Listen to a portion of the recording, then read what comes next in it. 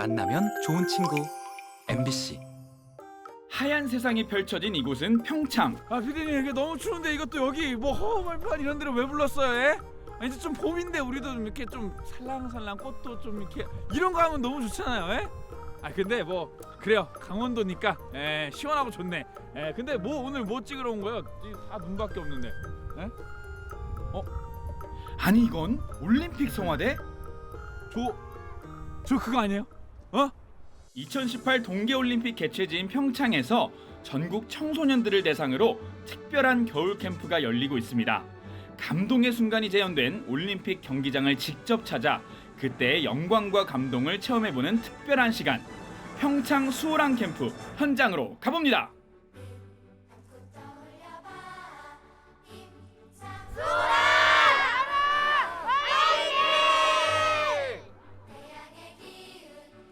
(2018) 평창 동계올림픽 및 패럴림픽 대회 기념관.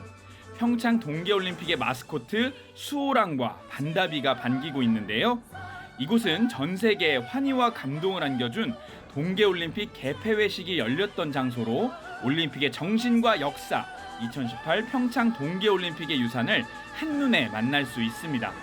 그런데 여기 올림픽 기념관에 모여 열띤 설명에 귀를 기울여 집중하고 있는 아이들이 있습니다. 이런 전쟁을 엄청 많이 했는데 그런 전쟁을 하다가도 올림픽 경기가 이루어지면 그 기간 동안에는 서로 전쟁을 하지 않고 휴전을 하는 거예요. 그럼 뭔가 우리나라도 뭔가 어떤 모습을 보여줘야겠죠. 네. 어떻게 했을까? 개회식에 나갔어요. 북한이랑 같이 들고. 오케이. 올림픽이 가장 추구하는 게 바로 평화, 화합 아니겠습니까? 올림픽 정신에 가장 딱 맞는 평화와 화합의 모습을 제대로 보여주는 생생한 역사의 현장을 여러분들 보고 계십니다. 그러네요. 지난 2018년 평창에서 펼쳐진 평창 동계올림픽. 그날의 감동과 환희를 기억하기 위해 한자리에 모인 아이들. 바로 수호랑 캠프에 참여한 학생들이죠. 네, 우리 수호랑 반다비 스포츠 캠프는 저희 그 평창 기념재단의 대표적인 사업이고요. 우리 올림픽 시설은 올림픽인만, 뭐 전문 체육인만 가는 시설이 아니고 전국 그 학생들 대상으로 우리가 열어놓자. 그래서 이제 매년마다 우리가 10,000명을 학생들을 모집해서 평창하고 강릉을 데리고 와가지고요. 이 각각 올림픽, 동계올림픽 종목을 체험을 하고, 그리고 긍정적으로 우리는 미래에 이 프로그램 통해서 미래의 동계올림픽연이 나오지 않을까 이런 생각을 하고 있습니다. 그래서 우리나라에 메달을 안겨주며 평창의 꿈을 이뤄준 곳, 그 영광의 장소에 청소년들이 찾았습니다. 복슬레이 스켈레터 하계 스타트 훈련장이에요. 여긴 실제로 국가대표 선수들이 스타트 훈련을 할 때 사용하는 장소이고요. 종목 같은 경우에는 루지, 스켈레톤, 봅슬레이 이렇게 세 가지가 있는데 썰매가 출발해서 갔다가 다시 돌아올 거예요, 이쪽으로. 그러면 다시 헬멧을 착용하고 봅슬레이 출발선에 선 아이들 모습이 마치 미래의 스포츠 선수가 된 듯 진지한데요. 4인승 봅슬레이에 올라타 코스를 돌파합니다. 비록 짧은 코스지만 직접 체험하는 동계올림픽 종목에 썰매를 탄 아이들도 캠프를 도와주는 분들도 모두 기대감에 부푸는 시간이죠.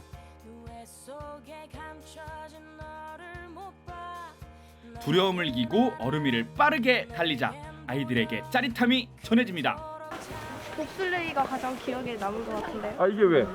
이게 제일 재밌었어요. 그럼 오늘 기분이 얼마나 좋은지 우리 퍼포먼스로 표현해 봅시다. 진짜 하이보예요.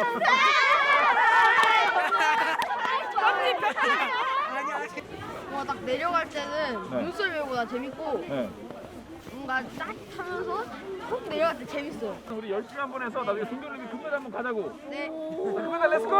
렛츠고. 예! 수호랑 캠프는 올림픽 유산으로 미래 동계올림픽 메달의 주역을 기대케 하는데요.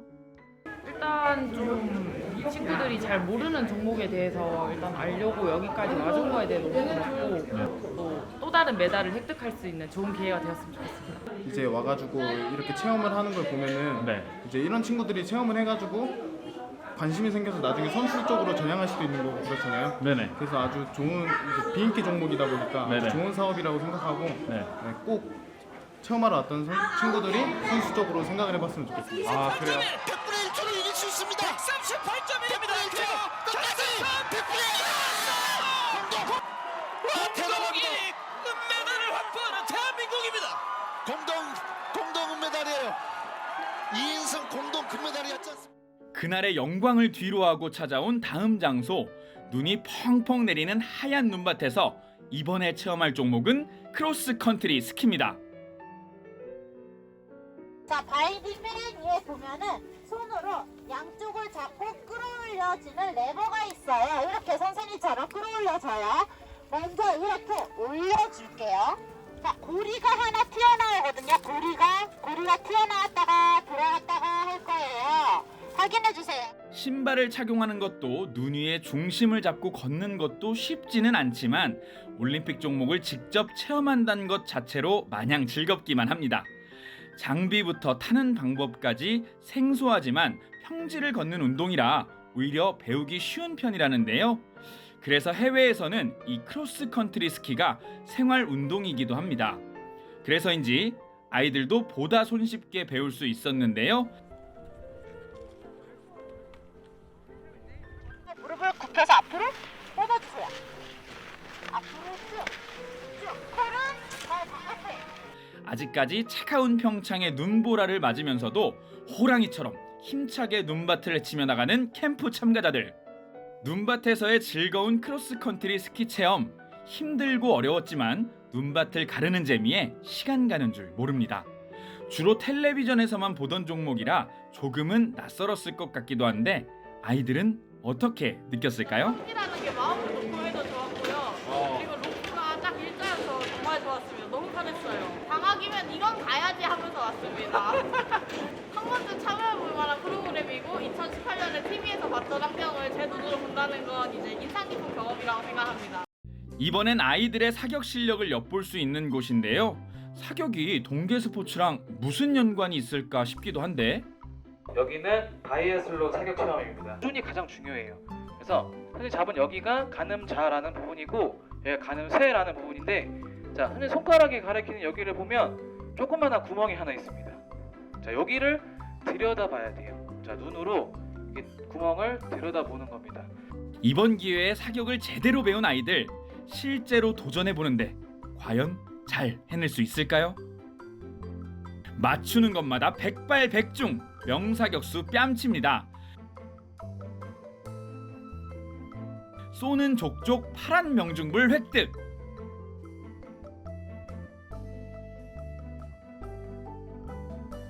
근데 족족 빨간불이 들어온 사람이 여기 있네요.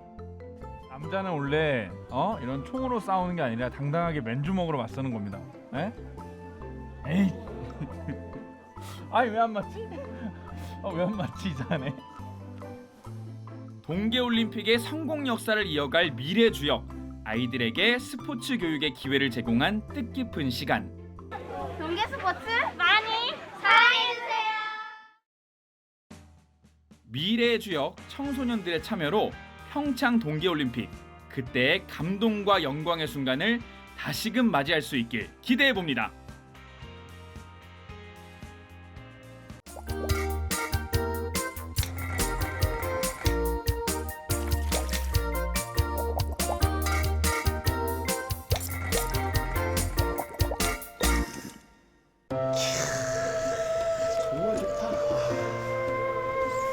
여러분의 마음은 안녕하십니까? 새해가 되고 나이를 한 살 더 먹어서 그런지 마음도 복잡하고 생각도 많아지고 지금 이럴 때 필요한 것은 뭐? 바로 휴식이죠.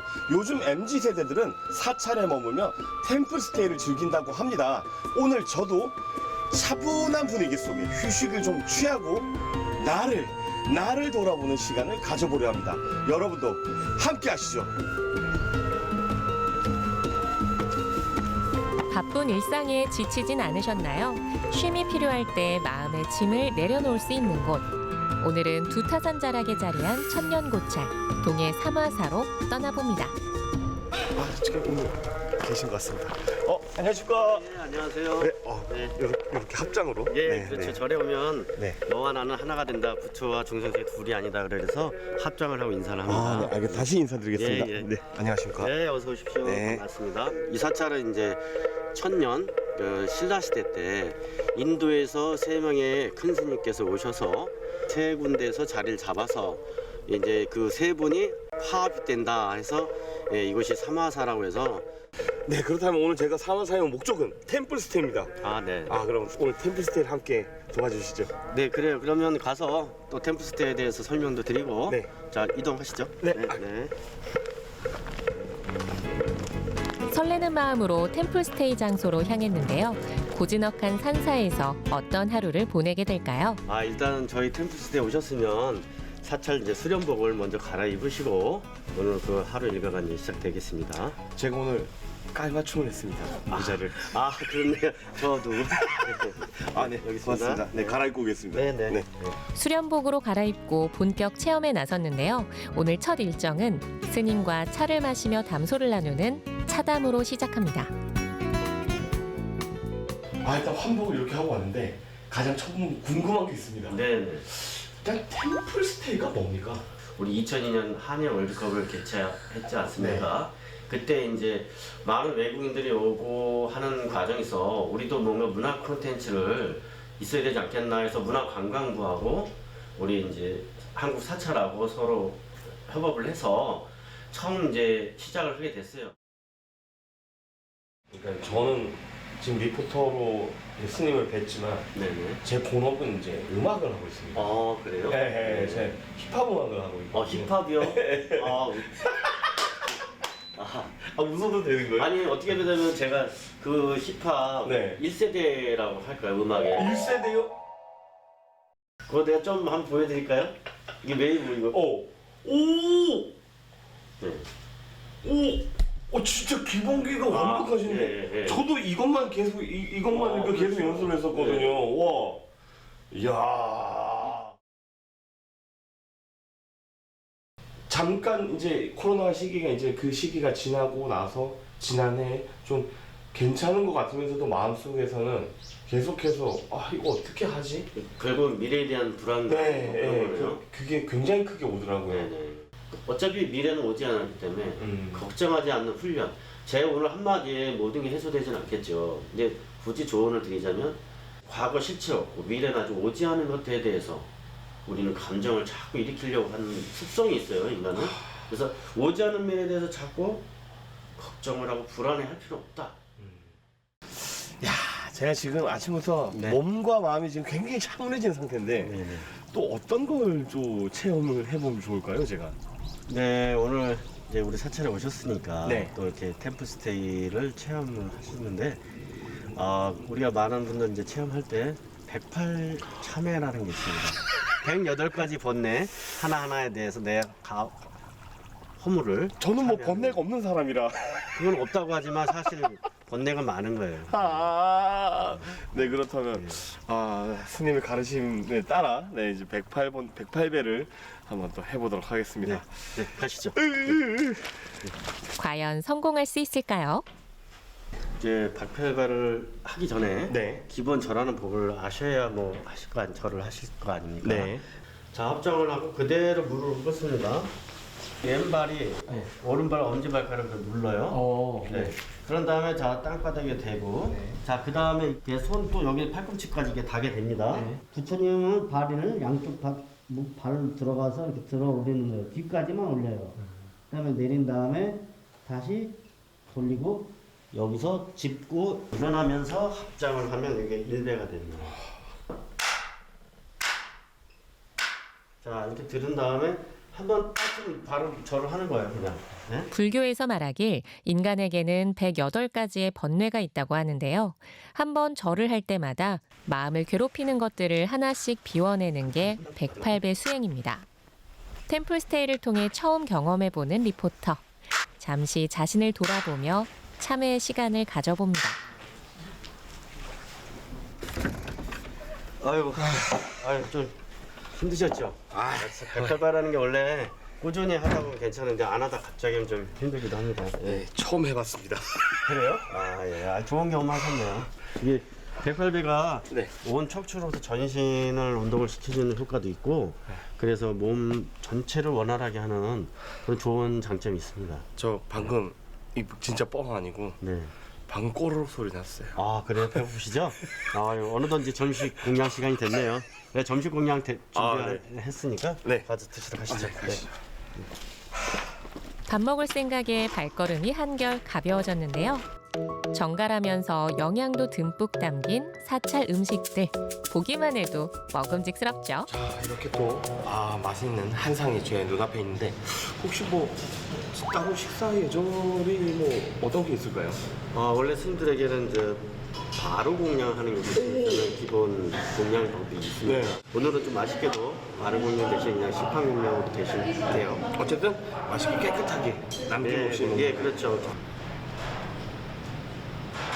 네, 드시죠. 네, 고맙습니다. 근데 원래는 지금 바로 공양은 이렇게 짐승들이나 이렇게 닭이나 소, 돼지는 이렇게 하잖아요. 그래서 바로 공양을 원래 이렇게 들고 먹고 내려놓고 고개를 숙이지 않게 먹는 게 바로 공양 기본 예절인데 오늘은 그냥 우리가 식탁의 식판 공양이니까 그냥 편하게 드세요. 108배를 마치느라 그런지 꿀맛이 따로 없습니다. 사찰 음식엔 고기도 없고 자연에서 얻은 재료 본연의 맛을 살리는 게 특징인데요. 식사를 하는 것도 수행의 한 과정이라 되도록 말을 삼가고 식사에만 집중해야 합니다. 배가 많이 고팠는지 뚝딱 해치운 리포터.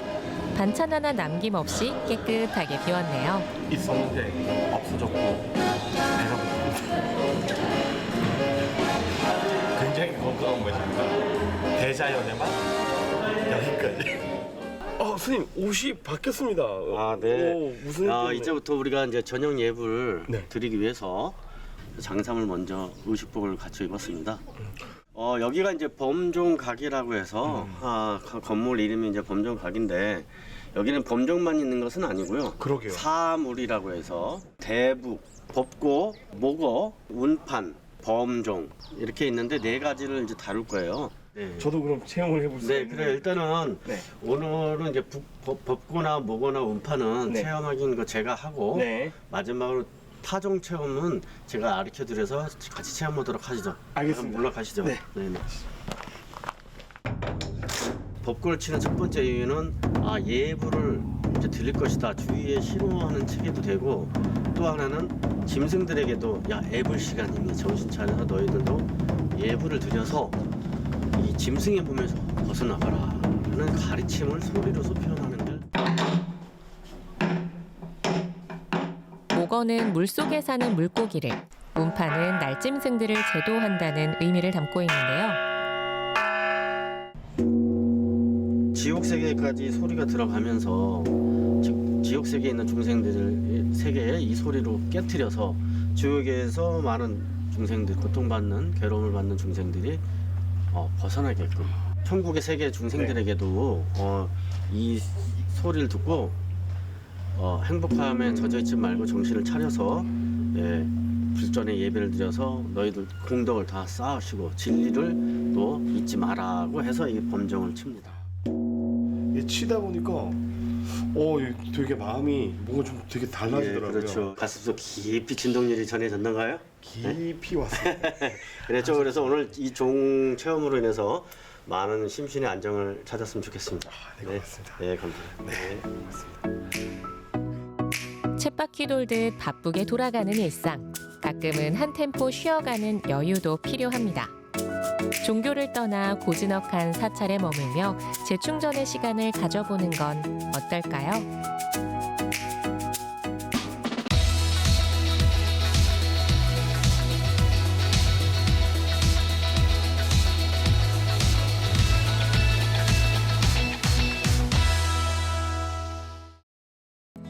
버튼만 누르면 깨끗한 음원으로 음악을 들을 수 있는 방법들이 많건만 굳이 LP를 찾는 이유가 있습니다. 감성이죠. 옛날 감성으로 다시 들을 수 있어서 그 느낌이 있거든요. 돌아가는 걸 눈으로도 이제 보면서 들을 수 있기 때문에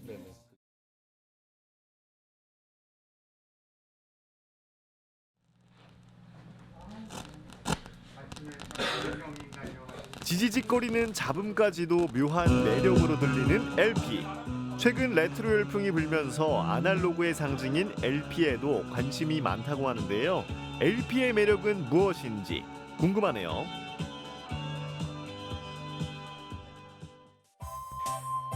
춘천에서 다양한 문화를 접할 수 있는 한 카페. 많은 사람들로 북적북적한 걸 보니까 뭔가 특별한 일이 있는 것 같은데요. 이날만큼은 카페에 커피 대신 레코드로 가득합니다. 바로 레코드 플리마켓이 열리기 때문인데요. 장사 준비하시는군요. 사실은 1990년대 이후에 CD가 나오면서 LP 산업이 많이 위축이 됐었는데 그때도 다른 외국에서는 특히 미국이나 그런 데서는 계속 LP를 찍었었거든요. 그러면서 점점 LP에 대한 참여가 높아지고 있었던 거죠. 그리고 LP 사업이 점점 커지고 있으니까 음악을 워낙 좋아하고 또 그런 걸 많이 알리고 싶고 하는 의미에서 이렇게 시작하게 됐습니다. 다시 LP에 대한 관심이 많아지고 있는데요. 애지중지 소장했던 LP들을 가져와서 중고 장터를 열었습니다.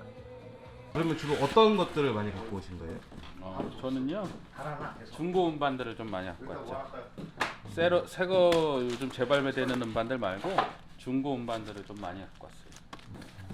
다른 분들이 들었던 거 그런 거 있잖아요. LP와 더불어 추억과 향수의 상징인 카세트 테이프도 눈에 띕니다. 요즘 학생들은 이 카세트 테이프 알까요? 이야, 정말 많네요. 이걸 다 모으고 계셨다니까 정말 대단합니다. 이 테이프는 보통 어떤 거 위주로 갖고 오셨어요? 그 당시에 테이프가 한창 유행할 때에 사람들이 좋아했던 그런 음악들 테이프로 준비를 했습니다.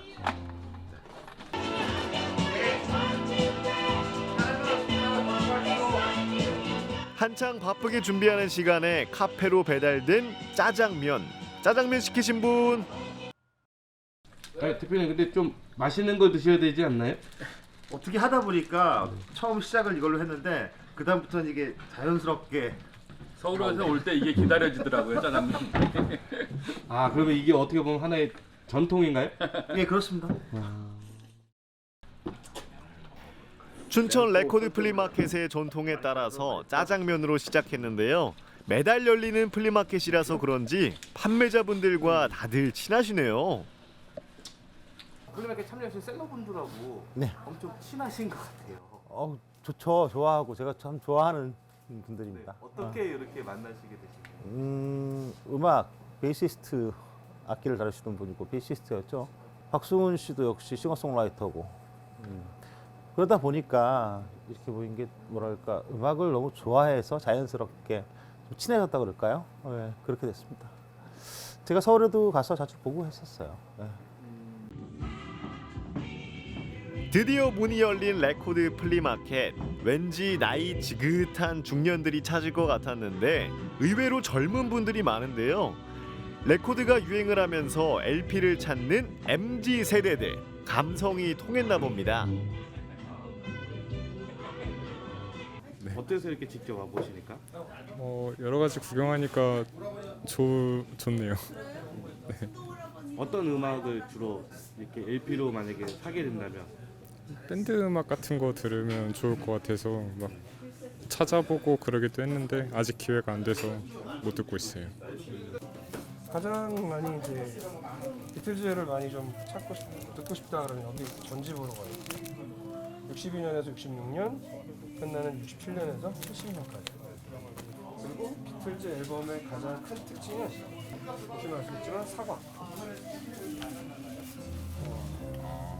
보통 초록색, 약간 연한 연두색으로 되어 있는데 이 앨범 같은 경우는 약간 빨간색으로.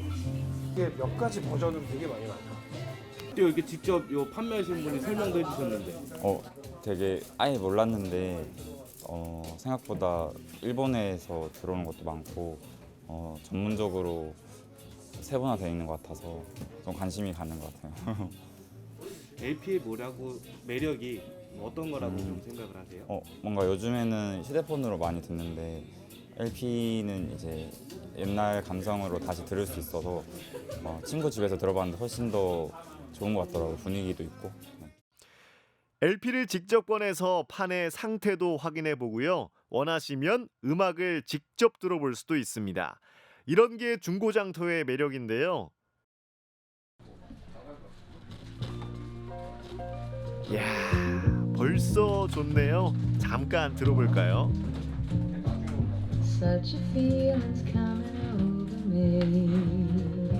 There is wonder in most everything I see. Not a cloud in the sky. 어떠세요? 이렇게 직접 들어보셨는데 아주 따뜻하고 그냥 머릿속이 맑아지는 느낌.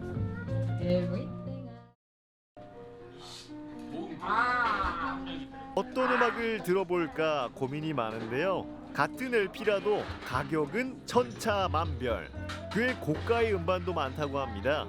과연 어떤 음반들이 비싸게 거래되는 걸까요?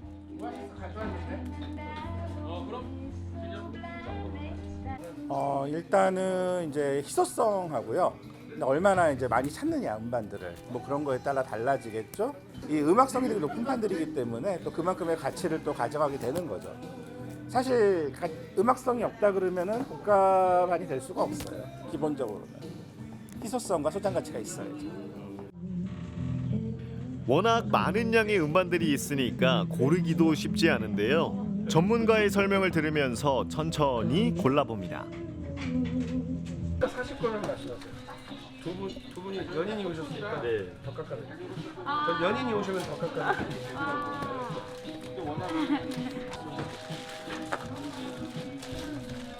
원하신 거 구매하신 거예요? 아, 네. 고민하다가. 굉장히 지금 디깅을 되게 잘하셨어요. 왜냐하면 처음에 이렇게 딱 받아서 이거 주세요 하시지 않고 이렇게 계속 돌면서 가격을 저로 이렇게 좀 얘기할 수 있거든요.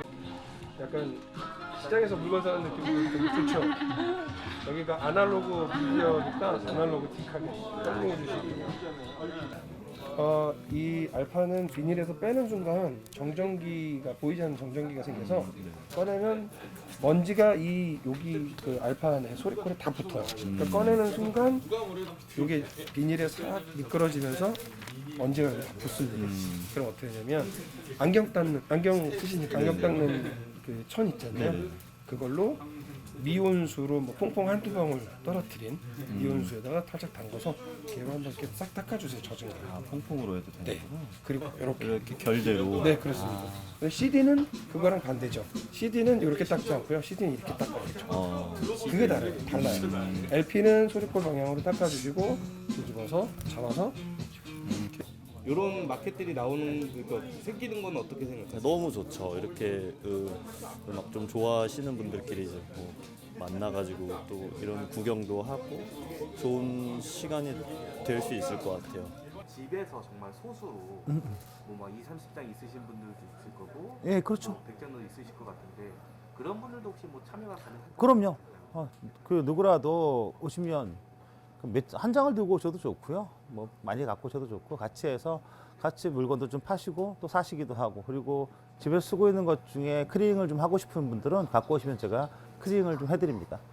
그렇다고 너무 많게는 힘들겠지만 뭐 주로 잘 들으시는 것 중 클리닝 좀 했으면 좋겠다 싶은 것들은 LP 클리닝도 해드리고 하고 있습니다.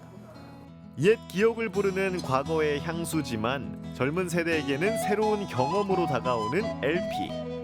시간이 흘러도 그 안에 담긴 감성은 변하지 않는데요. 귀를 통해 전해지는 따뜻함. 춘천 레코드 플리마켓에서 만나보세요.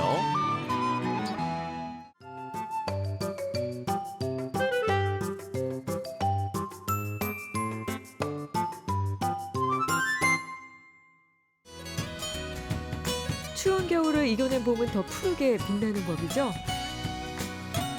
여기 청춘의 열정을 불태우고 더 단단해진 사람들이 있습니다. 농산물 하나만 보고 기촌한 파티셰부터 만두가게 대표가 된 편집자까지 모락모락 따뜻한 사연을 품은 두 주인공을 지금 만나러 갑니다.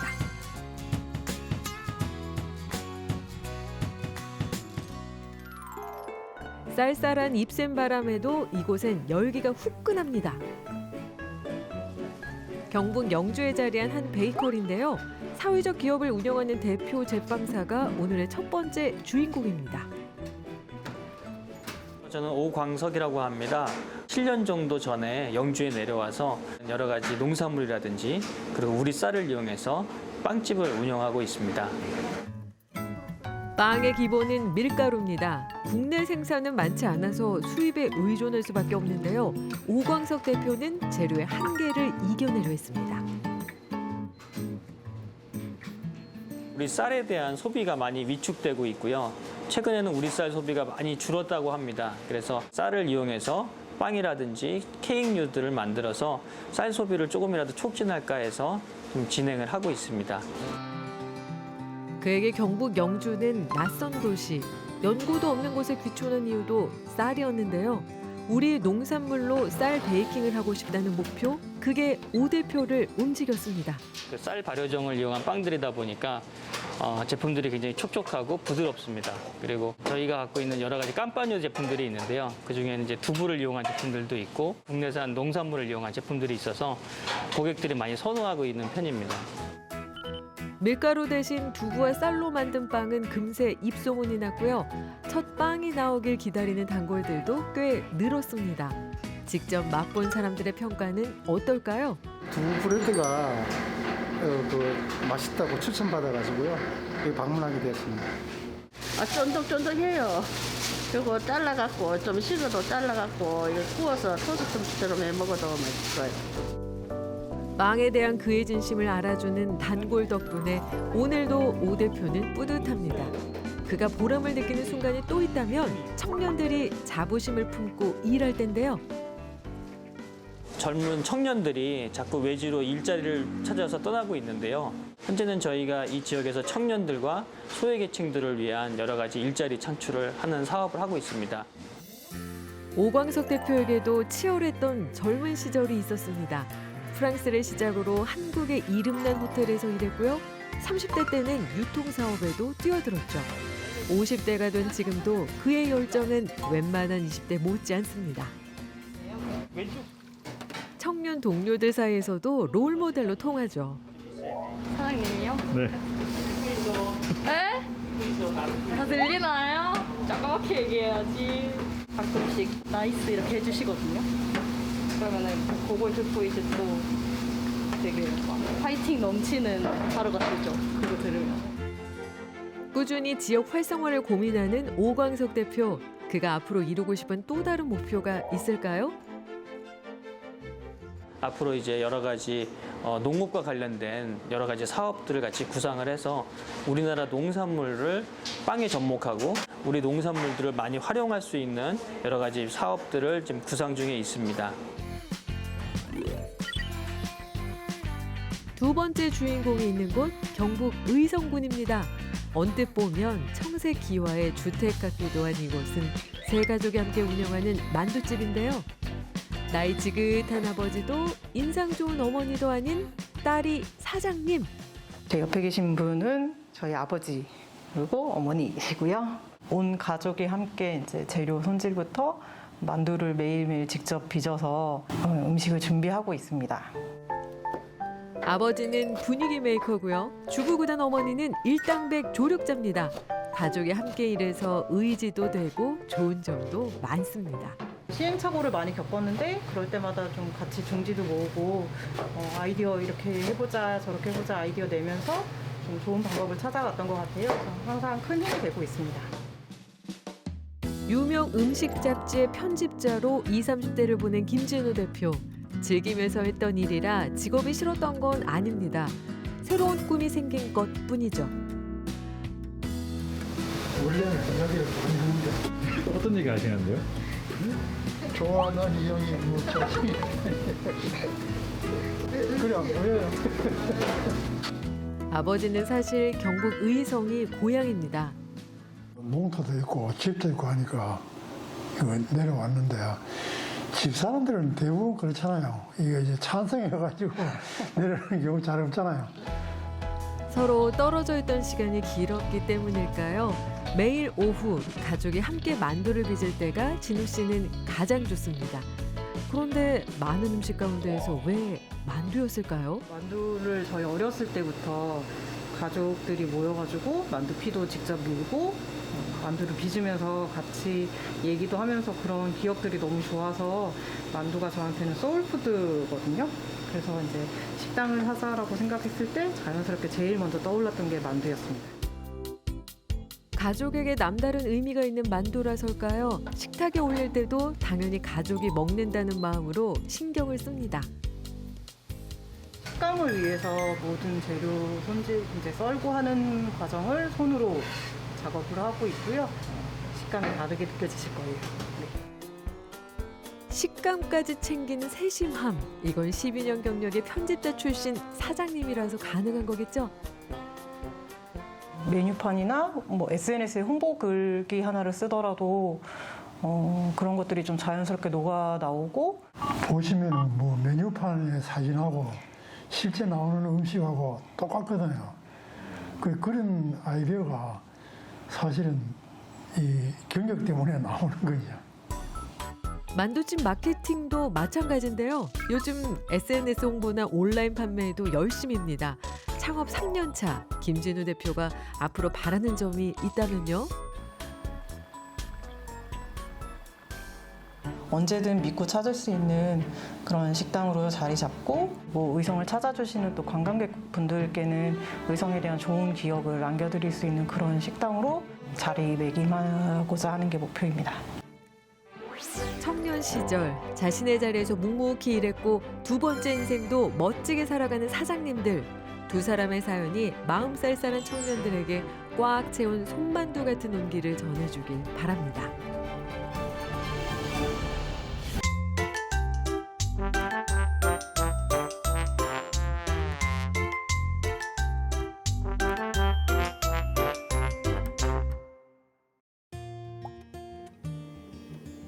여기 진짜 멋진 작품들이 많아요. 제가 오랜만에 문화생활을 좀 즐기러 나왔는데요. 오늘은 우리 전통예술의 멋과 또 아름다움을 느낄 수 있는 전시회를 만나보려고 합니다. 여러분도 궁금하시죠? 오늘 저와 함께 즐겨보시죠.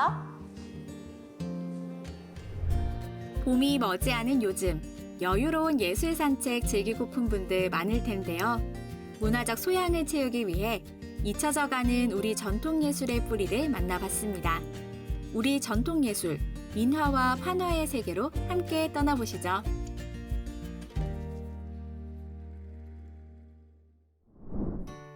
치악산 중턱 해발 600m에 위치한 이곳. 신림면 황둔리에 자리 잡은 국내 유일의 판화박물관인 고판화박물관에서 아주 특별한 전시가 진행 중입니다. 네, 관장님 안녕하세요. 네, 반갑습니다. 지금 여기 보니까요. 예. 작품들이 워낙 많아가지고 제가 지금 어디서부터 둘러봐야 될지 모를 정도인데 일단은 이 고판화 박물관이 어떤 곳인지 소개 좀 해주세요. 예, 고판화박물관은 개관한 지가 올해가 20주년을 맞이하는 해입니다. 그래서 특별히 올해는 첫 번째 전시로 토끼전을 기획을 했고요. 저희 박물관은 우리나라 1000개 박물관 중에 유일한 판화박물관이고 소장품은 한국, 중국, 일본, 티벳, 몽골, 네팔, 베트남계 6,400여 점 가지고 있는 세계적인 인쇄 박물관이라고 생각하시면 되겠습니다. 네. 그러면 지금 다양한 작품, 뭐 각 나라의 작품들이 있는데 혹시 고판화의 종류도 여러 가지가 있나요? 고판화를 이제 재료적인 측면에서 보면은 그 원판을 찍어내는 목판도 있고, 그 다음에 그걸 찍어내는 동판도 있고, 그 다음에 그걸 찍어내는 석판도 있고, 그래서 다양한 장르와 재질을 갖고 있습니다. 네. 지금 관장님의 말씀을 듣다 보니까 이 고판화의 매력이 정말 더더 궁금해지는데 그러면 저 여기 있는 작품들 좀 안내해 주실 수 있을까요? 예, 그러시죠. 네. 판화는 인쇄문화의 꽃이라 불리는데요. 일제시대 이후 우리의 옛 먹판화는 사라져갔지만 우리나라 유일의 판화박물관에서 여전히 고판화의 아름다움과 신비함이 살아 숨쉬고 있죠. 전시된 고판화, 목판, 고서 등 무려 6,000여 점의 작품 모두 하나하나 수집된 유물인데요. 와, 아니 이 작품도 굉장히 대단한데요? 그렇죠. 이 판화 중에서는 아주 규모도 크고 이제 흑백 판화 중에 대표적인 판화입니다. 그리기도 어려운 거를 나무판을 파가지고 새겨서 찍어낸 거예요. 아니 보고도 이게 네. 판화 작품이 맞나 싶을 정도로 엄청 세세하게 그렇죠. 세밀하게 그렸어요. 여기 있는 작품 6,400여 점이 제가 30년 동안 이 고판화에 미쳐가지고 수집한 유물이거든요. 그 너무나 좋아하고 사랑하니까 어떤 기적이 일어났냐면 이걸 찍은 원판을 3년 전에 구하게 됐습니다. 이 판화를 찍어낸 네. 원판이요? 진짜 귀한 작품인데요? 헉, 이거구나. 우와. 박물관에 있는 수많은 작품 중 가장 눈길을 끈 건 광경 만다라 판목이었는데요. 만다라라는 신성한 단 위에 부처와 보살의 모습을 표현한 그림으로 믿기 힘들 정도로 정교한 모습을 자랑했습니다. 광경 만다라 판목은 가로, 세로 1m가 넘는 대작으로 대형 3번 나무 3쪽에 정토 3개를 새겼는데 현존하는 작품 중 최고 수준이라 평가되고 있죠. 이 외에도 다양한 작품을 감상할 수 있었는데요. 새해를 맞이해 특별 토끼 전시회도 진행 중이었습니다. 또 토끼의 특징은 뒷다리가 긴 게 특징이잖아요. 그래서 올해는 개묘년은 코로나나 우크라이나 전쟁이나 여러 가지 어려운 문제를 토끼의 뒷다리를 힘차게 뻗어가지고 지혜와 복덕으로 그냥 모든 걸 극복하고 희망의 행복의 사회가 됐으면 하는 바람을 갖게 되는 거죠. 박물관에서는 판화 체험도 진행 중인데요. 아니 진짜 여기 다른 여러 작품들을 보다 보니까 저도 판화의 매력에 점점 더 빠져드는 것 같아요. 저도 한번 해볼 수 있는 거죠? 아 그렇죠. 올해가 토끼 해니까 네. 검은 토끼를 한번 찍어보는 거예요. 네. 작품이 완성되기까지 검은 먹을 갈고 하나하나 새겨내기에 판화란 기다림의 예술이라고도 불리는데요. 정교하게 새겨지는 판화 작품을 보며 좀 더 느긋하게 작품을 즐기는 안목도 기를 수 있었습니다. 우와. 네. 너무 잘 나왔는데요? 네, 잘 나왔죠. 직접 해보니까 이 판화의 매력을 더 잘 느낄 그렇죠. 수 있을 것 같아요. 네. 이제 가져가셔가지고 1년 내내 액자에 넣어놓고 토끼의 지혜와 복덕을 다 가지시기 바라겠습니다. 판화의 매력에 흠뻑 빠졌던 시간. 원주에서의 첫 번째 예술 산책을 마치고 다음 전시회로 향했습니다. 또 다른 대표적인 우리나라 전통예술, 민화 전시회로 향했는데요. 네, 이번에는 또 다른 전통 예술을 만나기 위해서 제가 영월에 왔는데 특별한 전시가 열리고 있다면서요. 어떤 전시인가요?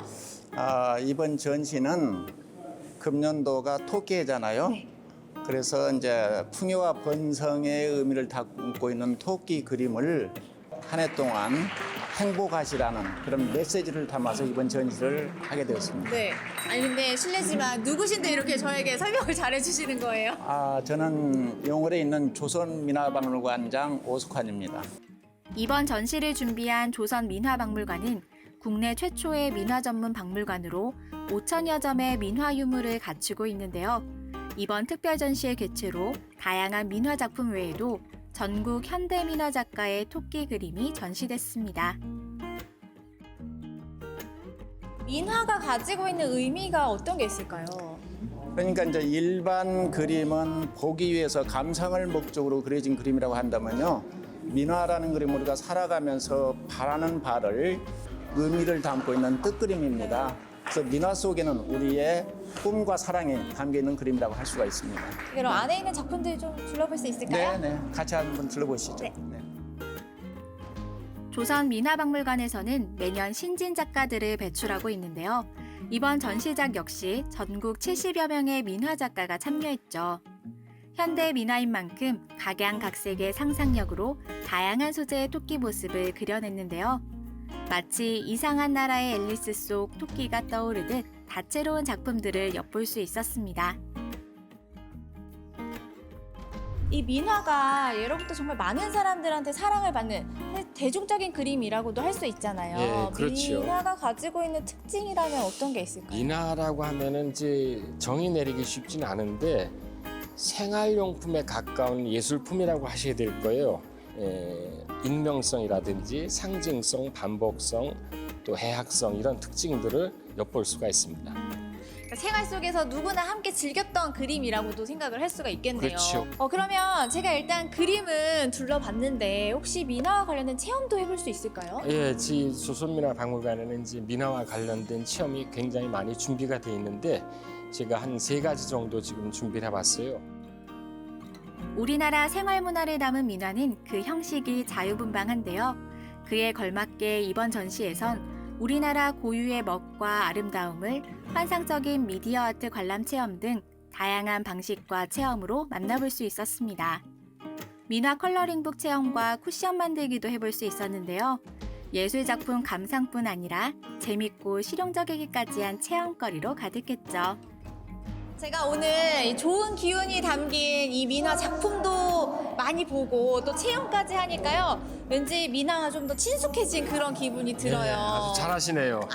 체험도 재밌었고요. 보통 전통 예술, 전통 문화라고 하면 좀 어렵게 생각하시는 분들도 그렇죠. 많은데 예. 제가 오늘 만나보니까 전혀 그렇지가 않은 것 같아요. 예, 직접 접해보면 쉽게 친숙해질 수 있는 게 우리 정서니까. 맞습니다. 예. 민화와 판화의 세계를 접해본 오늘. 전통예술 전시회를 통해 기억해야 할 우리 옛 전통예술을 되새겨본 의미 있는 시간이었습니다.